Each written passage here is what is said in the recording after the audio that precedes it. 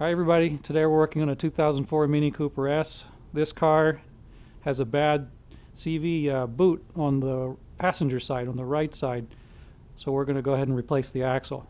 The OEM axles for the Mini Coopers they're really expensive. They're something like $500 and you can only order them from Germany. There's a no return policy on them as well. You can find aftermarket ones on Amazon for as little as about $70 or $80. This one here is a remanufactured axle from Cardone. This is also available on Amazon. I think the price was about $120. So you got OEM quality here for much cheaper. There's one little catch though for this axle. It does not come with the carrier bushing. So we're going to have to press the carrier off of the old axle and press it onto the new one. If you're not comfortable doing that, you'll need to verify before purchasing whether or not the new axle has a carrier bracket. Alright, so the way we're going to get this axle off is we're going to disconnect the lower ball joint. We'll remove this bolt here. That'll allow us to pull the hub out, separate the hub from the axle shaft itself, which is coming right through the middle here. It's hard to see, but there's a carrier bearing about halfway back. We'll loosen the 3 bolts that are holding the carrier bearing bracket in place, and then we'll be able to pull the axle just straight out of the transmission. Alright, so we'll loosen up this nut here on the end of the axle. If you have a giant air impact gun, you can take it off that way. But the other way to do it is to use a breaker bar while you get an assistant to step on the brakes really hard.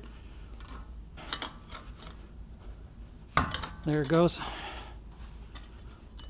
It's on there it's probably on there with about 200 foot-pounds or so. Right, next we'll separate the tie rod end for the steering rack. This is a 15 mil bolt. And whack it with a hammer a few times and it should fall right out.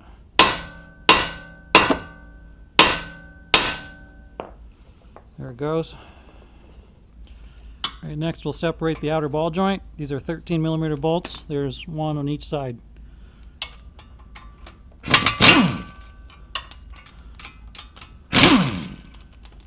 And we'll tap with the hammer to separate.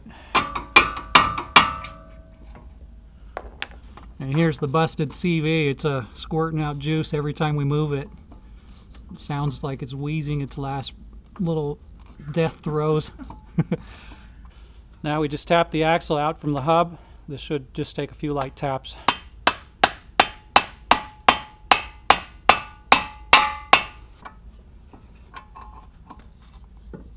Okay, so there the axle's out on the outer end here.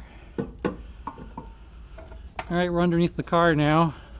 The carrier bearing bolts are, you can kind of see 2 of them right here, and there's another one up underneath. It's a little bit crowded here, so I'll take the power steering fan off to give me some room.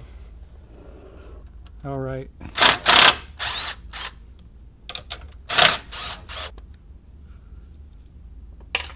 Okay, we can see these 2 bolts a little better. There's a third one up kind of on top. It's kind of hard to see, but we can get the wrench in there and loosen it nevertheless. Use a ratcheting wrench on these 2. Right, here's the third bolt. It's a little bit hard to see. It's up on the other side of the dog bone here. It's right up in here. And I'm going to try to attack it with this really long 13 mil wrench here. But the other way you can do it is put a little extension bar on and come in from the back side over here.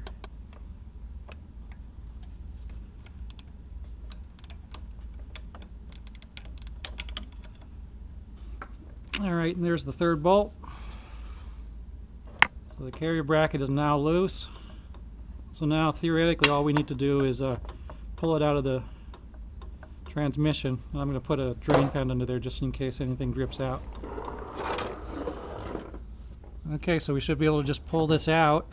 There's no circlips or C-clips or anything on the passenger side. It just pops right out. Here it comes. I'll just grab it. It just looks like it took a big dump on my garage floor. I don't want to touch that. Yuck.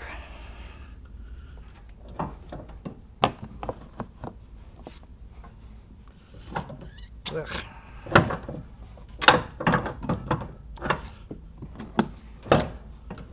And we got it.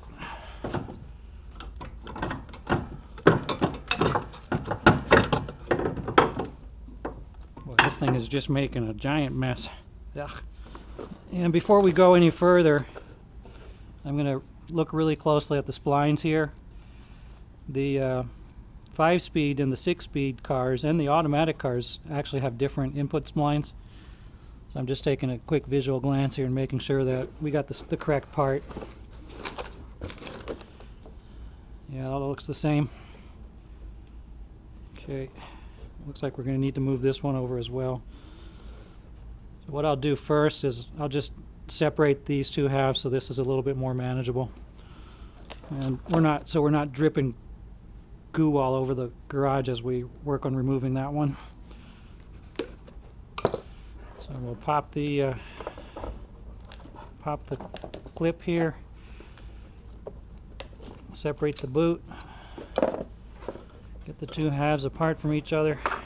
So boys and girls, if you ever wanted to know what a CV axle looks like, that's what it is. Basically it just rides, it rolls back and forth here to allow the length of the axle to change as it moves up and down. As it moves up and down, it's actually doing this, right? And when you hear clicking noises, it's because the clearances between these rollers, there's too much play between the rollers and the housing here. Looks like some kind of weird sci-fi weapon. No, this doesn't look too bad. It looks like there's a clip here holding it in place. I got these new improved large C-clips tools. See if this is strong enough or not.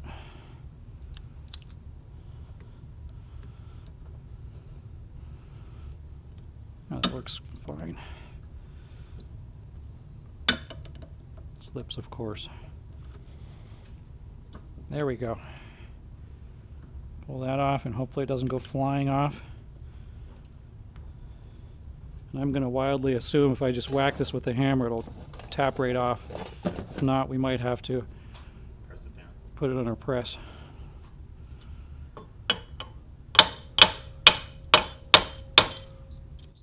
So that's not on there tight at all. Sometimes, like these control arm bushings, these are pressed on super tight.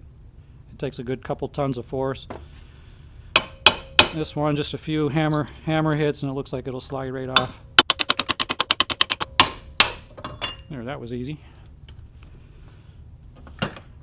You gotta tap this guy off too. This one will bend easily, so just tap real light.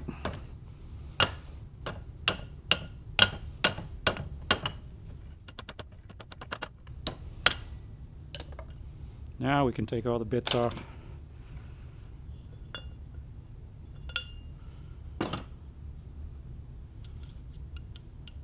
Okay, I'm confused. Looks like I just have to pull it and stretch it.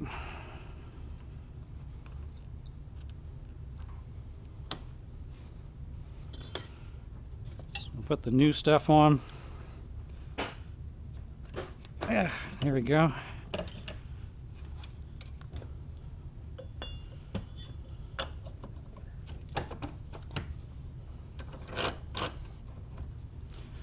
Just got to hammer this guy on. You want to be real gentle so we don't screw up the bearing. That doesn't need to be greased. I'm only giving it a couple pounds force. Just some nice even tapping all around.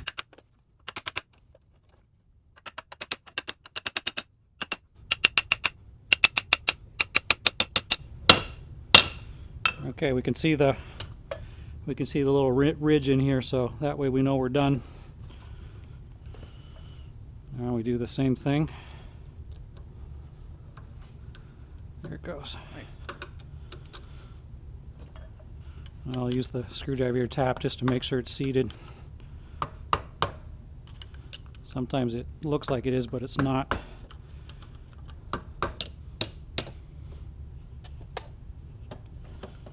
Alright, that wasn't too bad. Axle's all ready. Alright, now we'll shove the new axle in.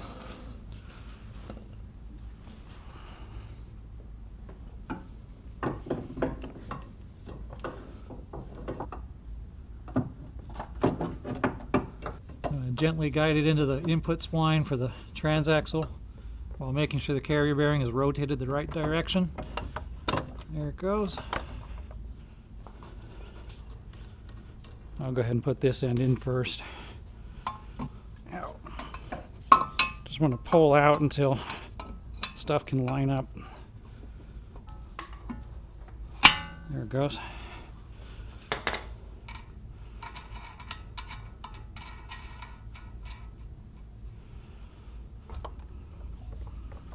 Get it all lined up and should wiggle right in if you get the angles right. There it goes. All right, axle's in. I really like how they set this thing up to make it so easy to get the carrier bearing off. It's not pressed on with a jillion pounds of force. You could just use a hammer and a bench vise and pretty much get it all done. Even if you find one that's for sale without the carrier bearing installed onto the new axle, it's a pretty easy process to move the bit over. Probably the hardest part of this whole job is this one bolt here on the other side of the carrier bearing. If you have trouble reaching this bolt, this one here on the right side, you can get much easier access to it if you remove the dog bone, this guy right here. Then you can send up a socket wrench right behind here. I'm just using this really long 13mm wrench here so to avoid having to do that. Now we'll reattach the ball joint. Oh, and you shouldn't need to get an alignment after doing this work. The axle itself has no relation to the suspension geometry of the car, and the other parts here have such little play that unless something's worn out, it shouldn't affect anything, so don't worry about getting an alignment.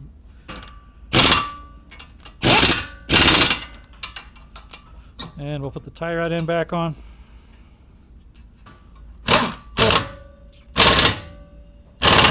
Alright, we'll put the power steering fan back in place. And then after that, the last thing we need to do is put the axle nut back on, and we should be, oh, and the wheel, and then we should be good to go.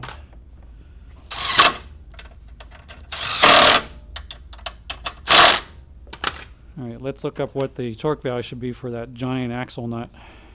Okay, drive axle outer CV joint to bearing hub, 134 foot-pounds or 182 newton meters. Replace this nut. Don't reuse the existing nut. It should come with the axle that you buy, but if not, you can pick one up for super duper cheap.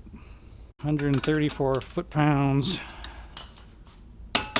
Is that all? That's not a lot.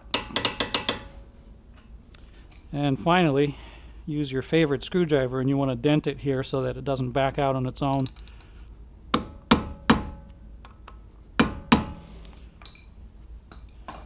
And that's that. We'll put the wheel on and we should be done. Oh yeah, and the process is really similar for the left side axle as well. The only difference is the left side axle has no carrier bearing, but it does have a C-clip. What you're going to want to do is take a pry bar, or maybe a really big screwdriver would work, and you're just going to want to kind of pull backwards real hard, and it should pop right out if you just do this. When it's time to put it back in, you're going to want to put the axle into the transmission housing just as far as you can put it by hand, and then you're going to want to come around here after putting the bolt on and kind of just push it in real hard like that, and it should pop right in. So that's the whole job. Let me know if you have any questions in the comments section below. You can see the description. I'll put a few links there for where you can buy this axle and some of the tools we use for the job. Thanks for watching, and bye-bye.